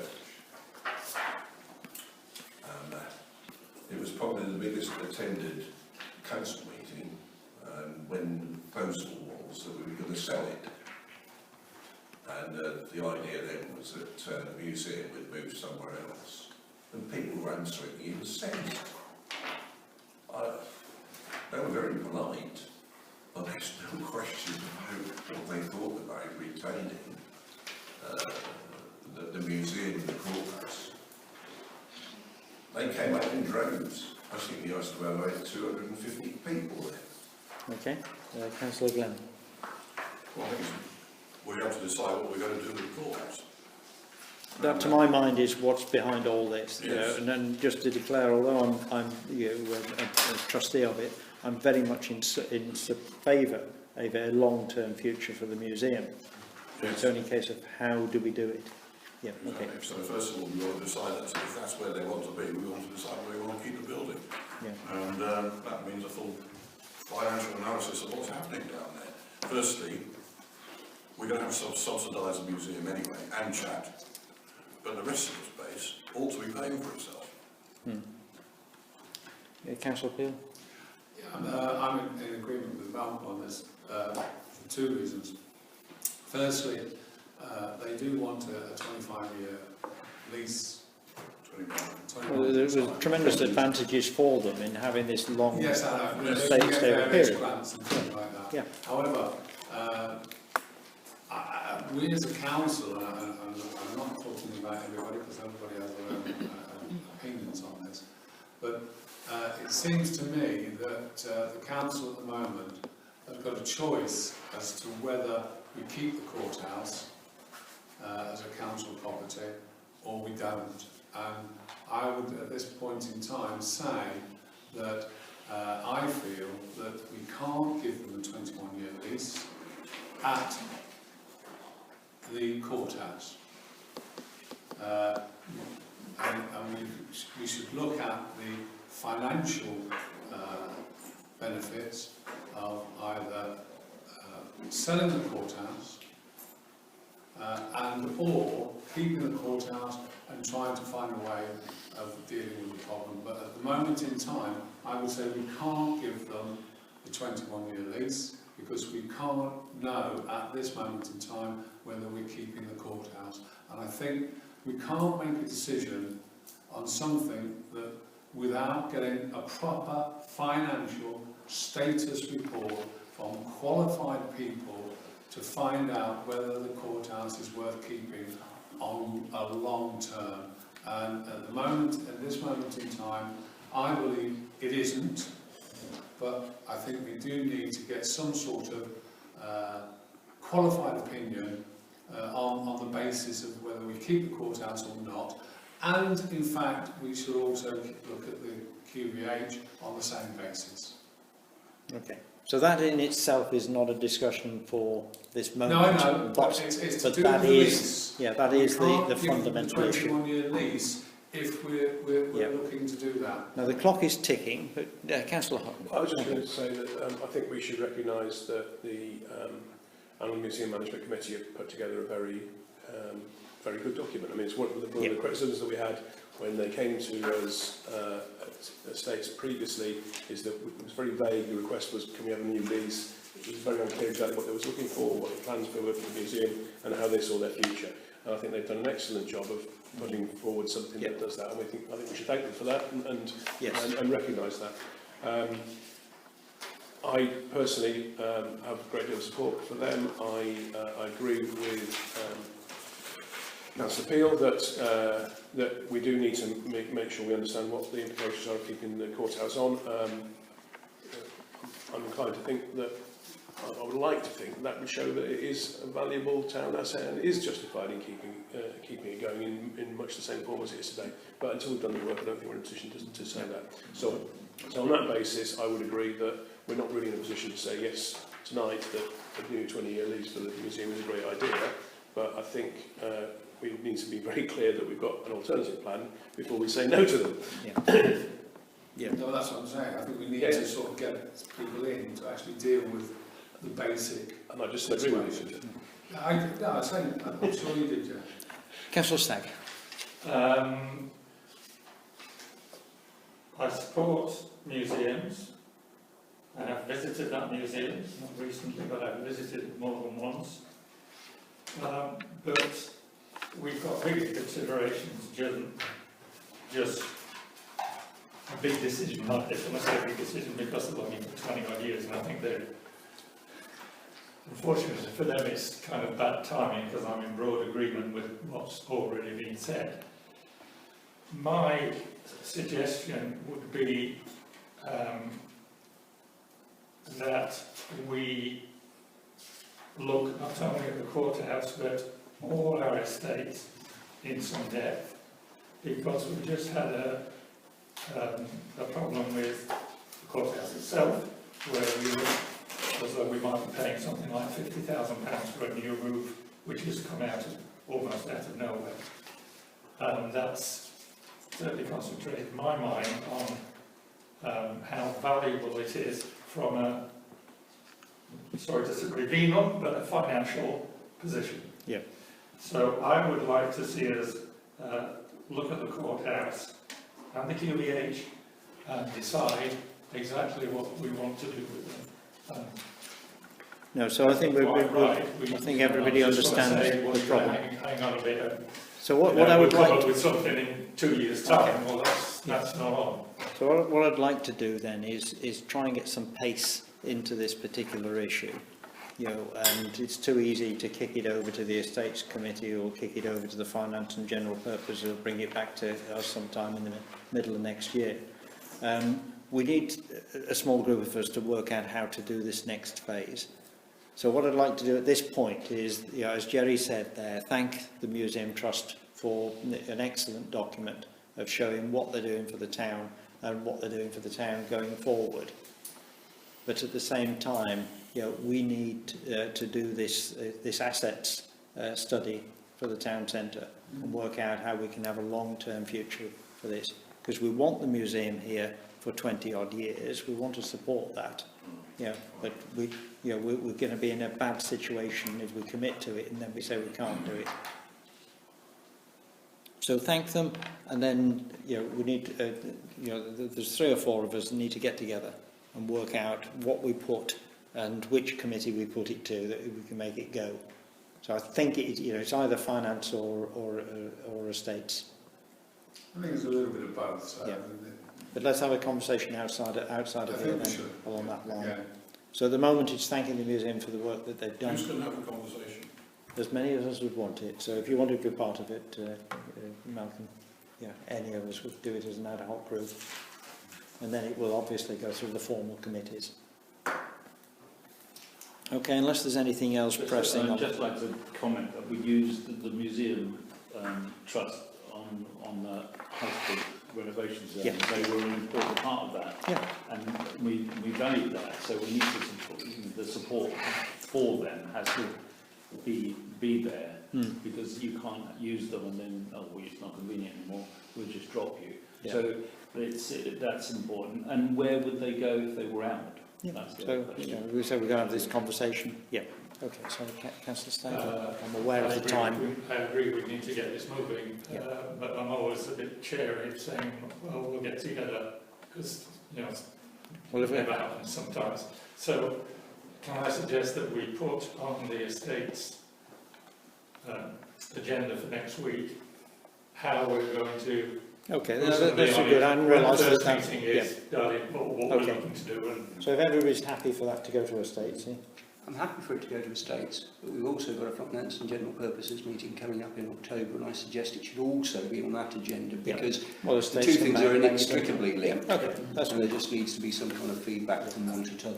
And that's when we've got to prepare budgets for the next financial year, so that's when we I think what we should do, got to have our figures for the by programs. the time we get to the finance, sorry, well, I wasn't speaking. By the time we get to the finance committee, we should really have a clear picture of what we can expect on financial matters for the next 6 months and the next 3 years. Yeah. So that we can actually judge what we need to do in regard to finances and in regard to what estate properties we have and what we want to do with them. Okay. Thank you. So, environmental policies and approve the... Sorry, Councillor Sparks. Can we just clarify, I'm sure one of the two people from the museum will remind me, I have a feeling that the current lease runs out January of next year. January 2021. 2021, so we've got another, right. Yeah. But we can't. I mean, because these grants are looming there, we need to press on with that. Yes. So we don't need to get everything resolved, but we do need to know where we're going. That Oundle Town Council can stand up and say it sponsors the museum for the next 21 years. That is obviously part of the timescale, is we must get a lease in place or a decision on the lease within that timescale.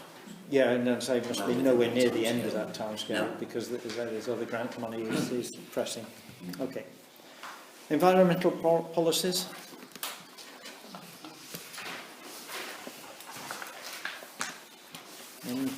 Any input? Councillor Hopping. I did have a read through it. I haven't been through it line by line in great detail, but one thing did jump out at me, and it's towards the end. The Council undertakes, point F, to use renewable and low carbon energy where possible. Great sentiment, but it's a bit open-ended. I mean, it is possible to use electric cars and solar panels and wind turbines to provide all of our energy requirements, but it isn't necessarily economic. So I think we need to qualify that a bit to say. So you want to? I think it needs. It's a very tricky word you're going to add in here. Where possible, it's just to. We could end up with people criticising us for saying, well, you're not using renewable energy when you're driving your diesel vans around town. Please go away and find a renewable source of energy. If we say we're going to do it wherever possible. So, yeah, no, quite right. Yeah, sorry, Councillor Clark. Can I draw attention? There's two policies. One on the second one, which is it's much simpler than the first one. Essentially there are two. One that Councillor Clark did, which was kept very brief, and one that I did, which was the much longer version. And it may be that the answer lies somewhere between the two. I felt that... Wasn't that what we've already discussed at a previous meeting? That we were looking at, I think it was probably estates, that we were looking at the option 2, but I think, I can't remember which paragraph it was, but there's one or two paragraphs from the longer one that needed adding to that, with David's approval. Well, I suggested that it came before full council because I just thought that we ought to be having a discussion. I'm equally mindful of the time, and it may be that this is a discussion that could effectively be deferred until a later date. I think it's important. There's no urgency to adopt it. But no. I do think we Can we just, instead of saying use renewable, consider renewable and low carbon energy wherever possible? I mean, so like use it. Yeah. I'm tempted to just ask if we could defer this one, because I think it shouldn't be rushed. And because we have the two documents in front of us and we've got pressing time, we've got a lot of financial stuff.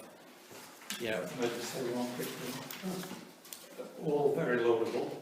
When we've written it all down, are we going to start going in a cupboard, or is somebody actually going to do what we say we're going to do? And if that's the case, what resources are we needed? Yeah. So I think this is think about that. This is really beyond what Jerry was saying. Lots of things are possible, but we've got a balance between economically and possible. So we're going to aim very quickly, but we have a responsibility to retain the architectural splendour of this beautiful town. Yes. And we have a policy within planning that says you can't put solar panels on Collie Western roads. No. That means that the opposition will say, whatever. But this is where it all starts. No, and this is why the wording has to be carefully thought through. Oh, yes. Just a very quick one on this. It might be an opportunity, and I've seen it happen before, that as we're talking about budgets for next year, a very, very small portion of the next year's budget went towards something like changing all the lights in this building to LEDs, for example, which would reduce our carbon footprint, would reduce our running costs considerably, because lighting uses a lot of electricity. Yep. And if it was done a little bit every year, as I've seen in the past, eventually you get there. Yeah. A little tiny bit at a time. It's just say if we did this one room, for example, changed all the light bulbs, and then it would show goodwill, it would show we were active, and there was a little bit put aside every year for them to change. Okay. Just putting it out there. So I think we're at the point where we're saying more work needs to be done. And taking the point that you made off previously, you can kick it down the road, but unless you set a date for it, you'll never get there. How do we set a date around this one? Councillor Blythe. Can I suggest, because the state's kicked it here, we're going to kick it back somewhere else. If the sort of general view is that merging is probably a good idea, is it just worth maybe asking if councillors have any particular things from the first one they want to put in the second one? And let us know. Okay, we'll take that one then. If anyone has a view, those with a view. And Oz, is Oz you? Yep, us. Yeah, okay. So input to Councillor Clark. Thank you. Right. So now just to approving things. So what have we got on the first one? The bank reconciliation budget sheet and the hub trading account.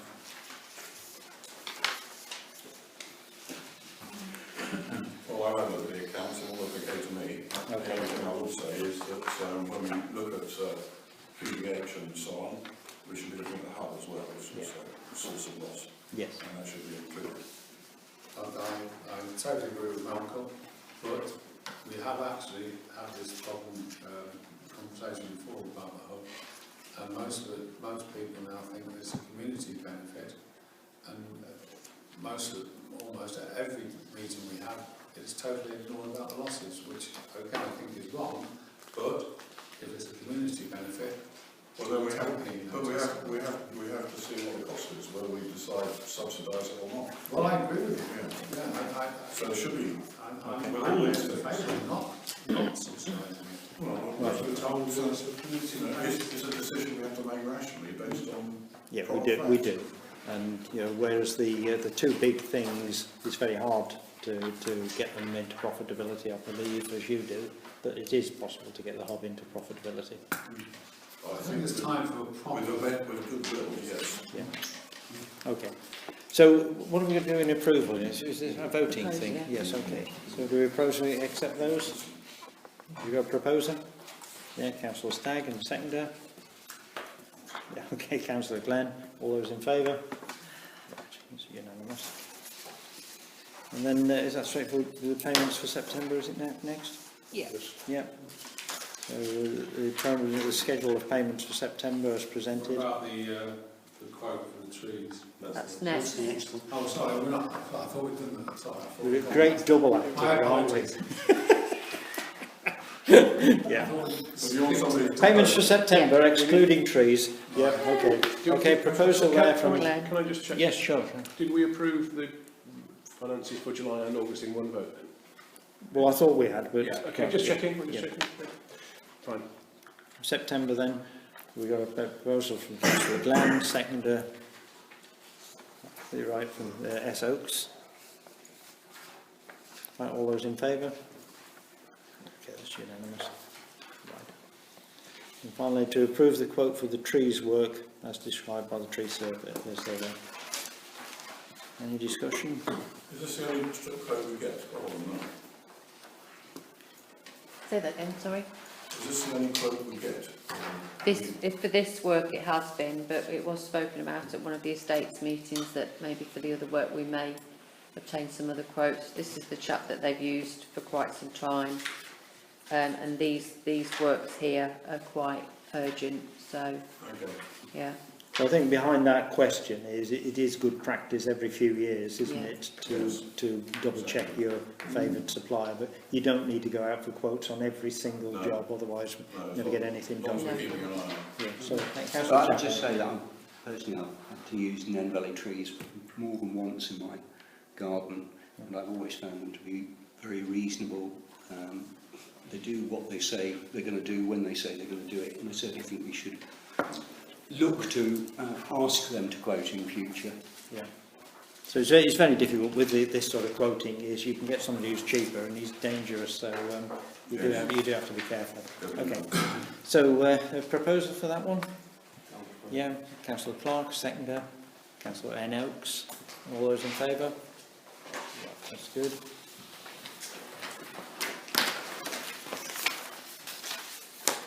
Right, to receive the internal controls checklist from the check carried out on the 24th of July. Any questions raised on that one? No.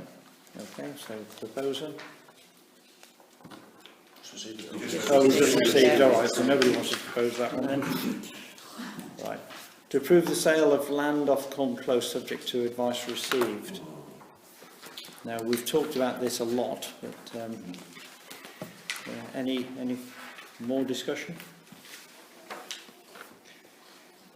Yeah, head of planning. Well, it just seems to me that ultimately this whole exercise is turning into one of a moderate expense to the council for the purposes of divesting ourselves of this very small piece of land. I'm not convinced, let's put it that way. Well, it was under the condition that the buyer paid all of our expenses, didn't they? Mm. Yeah. But these expenses now seem to run to advertising the thing and then Valley News as well. Yeah. Yeah. So my belief is that our expenses are going to be about 10 grand. A small piece of land, but yeah, but they have accepted they'll pick up all our expenses, haven't they? Can we, before we have to do any more, just confirm with them they are in agreement with the total amount that will be spent? Well, I suppose if I was them, I'd ask for an estimate of what we think it's going to be. Yeah. So, because I mean, what we don't want to do is do all this advertising about it, and all of a sudden they turn around, I'm not paying that's too much. Yep. Well, no, obviously we'd put all those facts to them before we did anything else. Yeah. okay. Yeah. So if you get that agreement, then I think with that, then we're all happy to proceed. Which option are you going with, conditions or without? That's the other thing you've got to decide. Oh, okay. Sorry. He's giving you a valuation based on them keeping it as the same configuration that it is now, or letting them have it with no conditions, which means they could build on it, but you can charge more money for it, obviously. So we need to decide what basis you're going to go on. Okay. Right, so it's 12 to 15,000 or 25 to 30,000. Yeah. They have said that they don't want to build on it, and they're happy for something to be written into it that says it's to remain as it is, because they have no intention to do otherwise. And they pay less for it. Yep. Yeah, the trouble with that is that they could change their minds in the future, have that. They could, but yeah, okay. Yeah, Councillor Sparks. Are we happy that we're compliant with this advice note from the SLCC on disposal of land? Emma's looked into it in quite some detail. Yeah. And she said the one thing we do have to do is advertise it. Okay. So we have to advertise it for sale, do we? No, no, just that we're say doing that we're it. disposing yeah, of right, it. Okay, then fine. Councillor Hopton missed some of this discussion at some point, but I mean, I was just talking about the bit of land immediately adjacent to their garden, not the bit of green space beyond the garden. So it's just that little bit. Yeah, still there's by the bushes. Yeah, no, Councillor Chester's not here tonight, but Councillor Chester and I met with the residents and discussed it with them, and when that was what we said to them. We didn't think it would be likely to be anything other than that. No. So I mean, I certainly think it should. We should go and have a conversation with them that says that we have been advised that a fair value would be 12 to 15, and in addition to that, you will have the legal costs, which I guess is pushing it up towards £20,000. And just double check they still want it for that money before we spend any more time and effort. Yeah.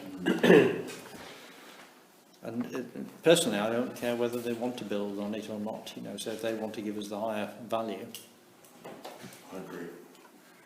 yeah. If they want to give us the 30,000. So you're happy to offer them Well, both over to the rest of the group. Councillor Stagg. According to the gentleman who advised us, we are obligated to get the best possible price. So, opening our bidder below that.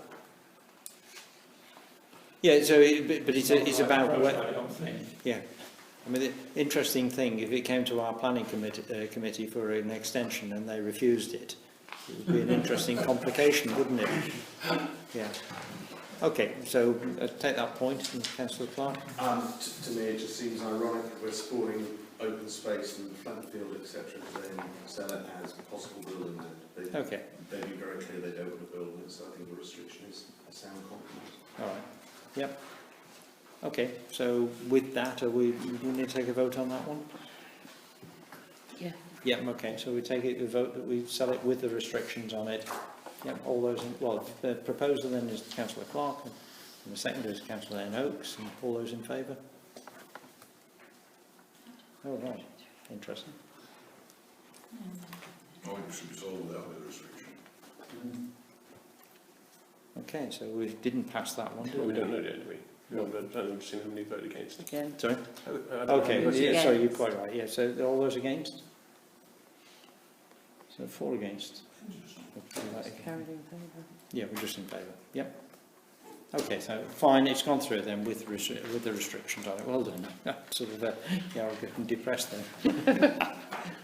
Okay, but I understand. Again, I understand the conversation. Yeah. Right, next one then. Receive an update on the neighbourhood plan progress and discuss the next steps.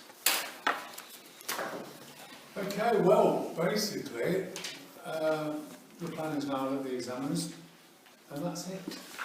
There is no other steps until it comes out of that, or unless the examiner comes back to us and asks us questions. There's no further detail than that. Obviously, we know, but it's not part of the neighbourhood plan, that both St Christopher's Drive and Crossstock Road have applied for planning on those 2 sites.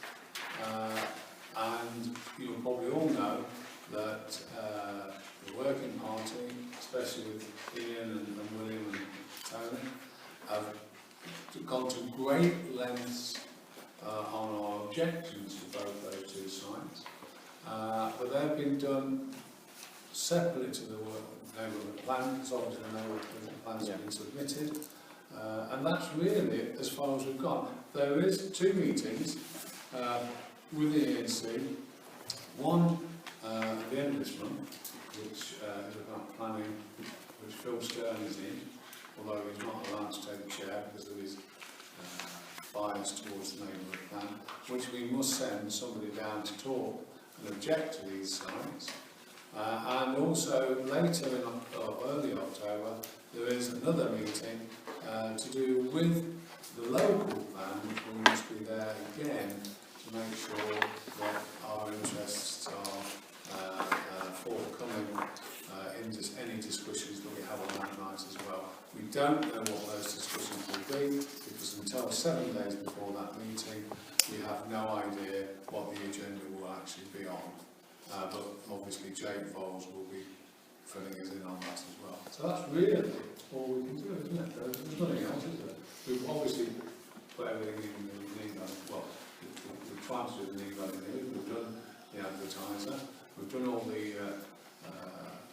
flashing images, etc., for people to send objections in from St Christopher's Road and from Cotterstock Road. So I think as much as we'd like to do more, I don't think there's a lot more we can do. Do we know when there's a decision on the exam? What date? It's roughly 6 weeks. It can be shorter, it can be longer. We're waiting now. Obviously, the shorter the period it comes back, the less likely it is not to have any alterations.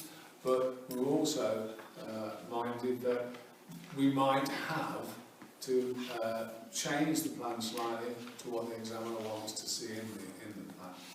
But we are in that list. We don't know. It's as simple as that.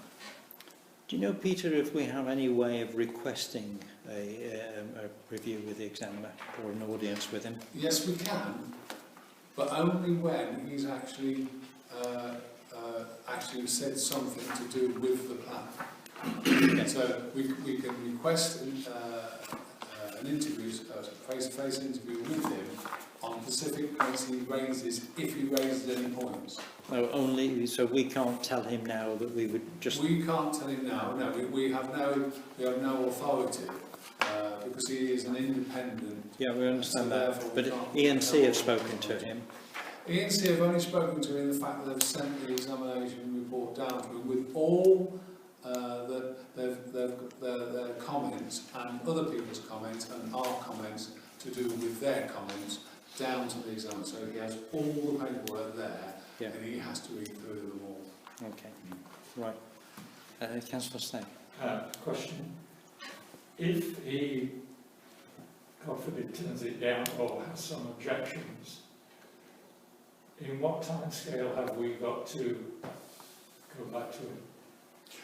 Well, if he turns it down, there's not a lot, I honestly don't know what that situation is. With if there's any objections or he wants to make any changes, we do have a particular timescale, but I'm not sure what that is. But I'm sure that ENC will be only too delighted to tell us. So it's possible that we might have to find more money in this financial year for the neighbourhood plan? Not necessarily, no, because it might be just one or two technical parts that we can deal but with. just on Terry's words there, it is possible. It is possible, Terry, yes. I'm not going to tell you that because I'm not, it's just very straightforward. We know what the finances It is possible that we will have to do some more work. We might have to, but hopefully it won't come to that. I mean, and I think everybody knows in this room that I think if we haven't covered every base 5 times over, somewhere there's going to be some screaming. Yeah, my view is that it's highly likely that we will have to find some more funding for some work when it comes back from examination, because I think we're going to be into a challenge and we will need a strong technical base to that challenge. So I think, personally, I think it's highly likely that we'll want more money for it. It would be, optimist and pessimist. My glass is always half full. I know yours is always half empty, Tony. No, the glass. I'm the engineer. The glass is too big. All right. Okay, thank you, Peter. Right. So correspondence then, are we? Yeah, to receive the minutes of the planning committee. Yeah, to receive the minutes of the planning committee then. Well, they're in the pack. Practically everybody was there anyway. You know what the key decisions were. Do I need to say anything else? No, that's fine. Okay. Yeah. And then receive the items of interest received from the the file, is it? Oh, sorry. No, it's not what I was thinking it was.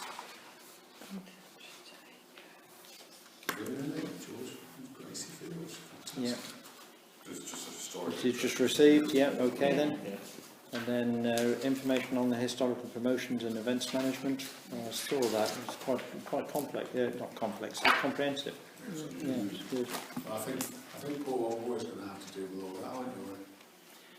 Well, British Legion are currently working their way through the main anniversaries for 2019, but we're looking ahead to 2020 and the ones that are coming up. And most of these anniversaries we're going to have to cover with a commemoration at the War Memorial. Yeah. I put it to the members at the last meeting at the beginning of September, the 2nd of September, and we are keen to play our part in VE Day, VJ Day, anniversaries, whatever the town, whatever any groups in the town are wanting to do, we're happy to cooperate with that and celebrate those events.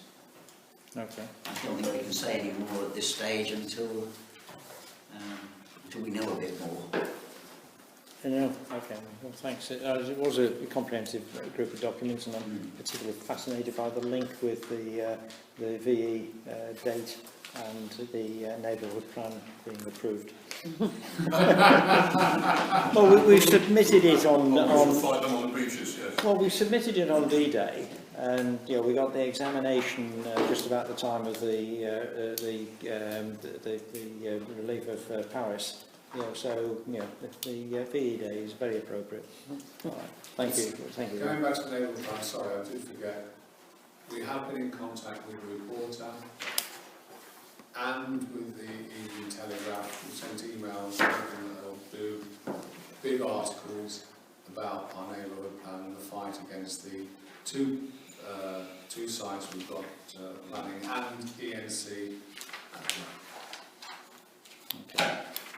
Thank you. And the last one on the list then, to receive the employment law updates for August. Yeah, are we still employed? Received, yeah. Yeah, okay. All right then. Any other relevant matters for report only? Anybody raises anything, you're going to be very unpopular.